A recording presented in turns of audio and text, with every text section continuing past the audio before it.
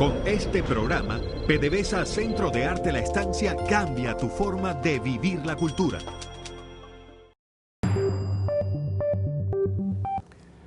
El 30 de junio de 1520 tiene lugar la llamada Noche Triste en el proceso de conquista de México por los españoles que encabeza Hernán Cortés.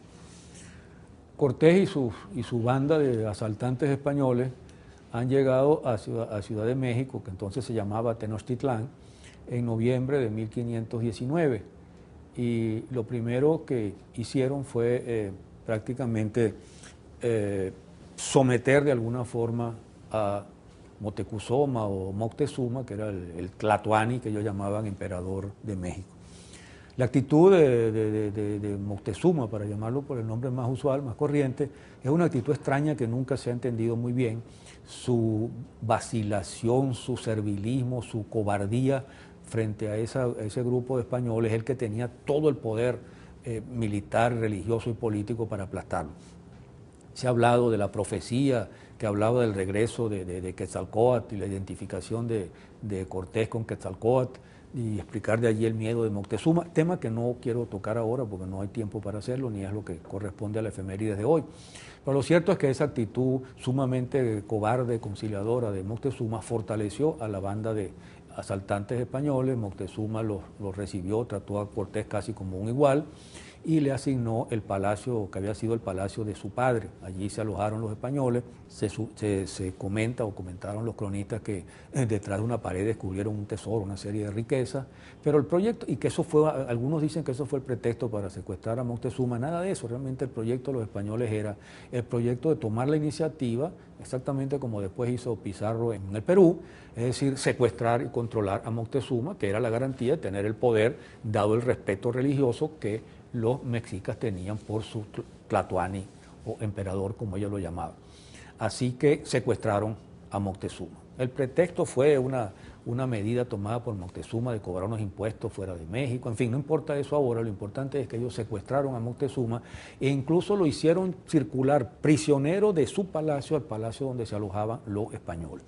En ese contexto se produce la llegada de la expedición de Pánfilo de Narváez, porque no hay que olvidar que Cortés salió de Cuba, donde gobernaba Velázquez de Silva, autorizado para explorar la costa mexicana, pero no para meterse al interior.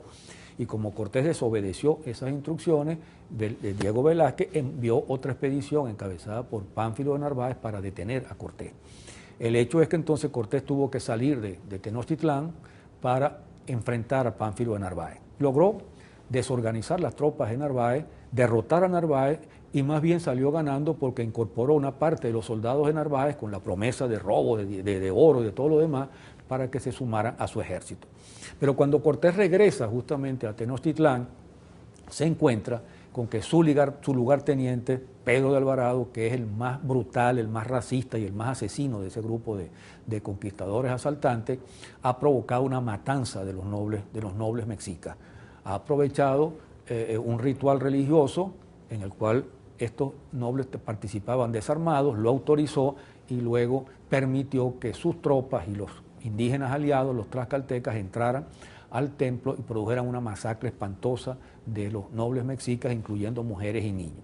Ya el clima prácticamente estaba a punto de estallar, la tensión era muy grande y los mexicas estaban a punto, los aztecas estaban a punto de rebelarse. En mi opinión tardaron mucho en hacerlo porque había suficientes argumentos para que la rebelión hubiera estallado antes. El hecho es que cuando regresa Cortés se encuentra un clima preinsurreccional de los mexicanos y entonces llama a Moctezuma, a su prisionero, y le exige que calme a los rebeldes. Parece que Moctezuma le sugirió a Cortés que pusiera en libertad a uno de los jefes militares, Cuitláhuac, para que éste fuera a calmar a la gente. Lo cierto es que Cortés lo hizo y Cuitláhuac fue justamente el que organizó y encabezó la rebelión de los mexicas para enfrentar a los mexicanos. El hecho es entonces que en la noche del 30 de junio de 1520, Cortés se da cuenta que la rebelión está prácticamente estallando y decide que él y sus tropas huyan silenciosamente de Tenochtitlán. Pero no es fácil porque Tenochtitlán es exactamente una isla, una isla construida sobre un lago muy grande que tiene 4 calzadas, 4 grandes avenidas que son los que comunican con la tierra firme. Ellos tienen que escaparse por una de esas calzadas, la que lleva a la actual Tacuba, y se escapan en la noche. Incluso a los caballos les ponen mordazas para que los caballos no relinchen, pero los descubren. Se dice que los cronistas hablan de una vieja que salió a tomar agua y los vio, inmediatamente dio la alarma y lo que se produce es entonces un ataque masivo de todo el pueblo mexicano organizado, los guerreros en canoas por el lago, tirando piedras y flechas desde las azoteas de las casas, y la huida despavorida de los españoles que huyen. Se ha dicho también que algunos estaban cargados del oro que habían robado y por eso cayeron a los canales y se ahogaron. Lo cierto es que ahí se ahogó la mayor parte de los españoles, perdieron tropas, perdieron caballos, perdieron armamento, y solo una pequeña parte logró finalmente salir de la calzada que los llevaba a tierra firme, y allí se refugiaron en esa terrible madrugada. Eso es lo que los españoles, por supuesto, llamaron la noche triste. Fue su noche triste, la noche de su derrota.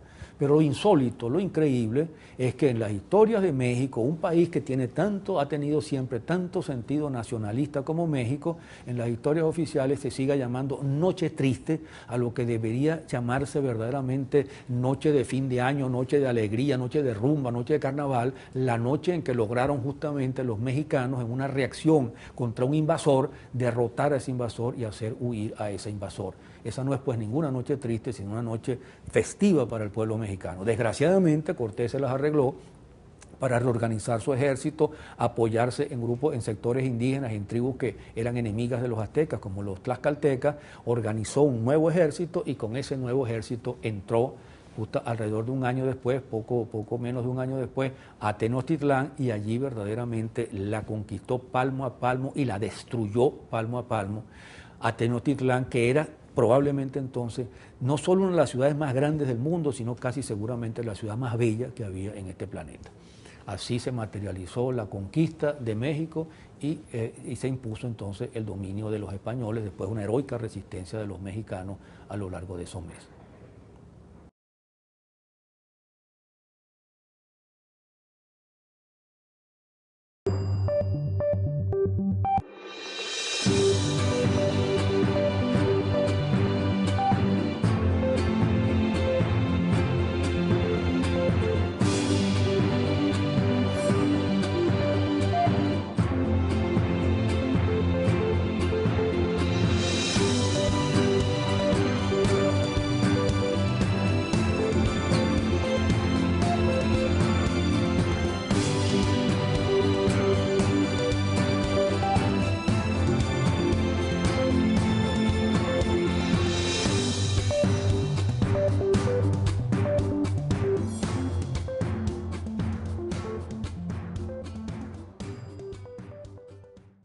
Con este programa, PDVSA Centro de Arte La Estancia cambia tu forma de vivir la cultura.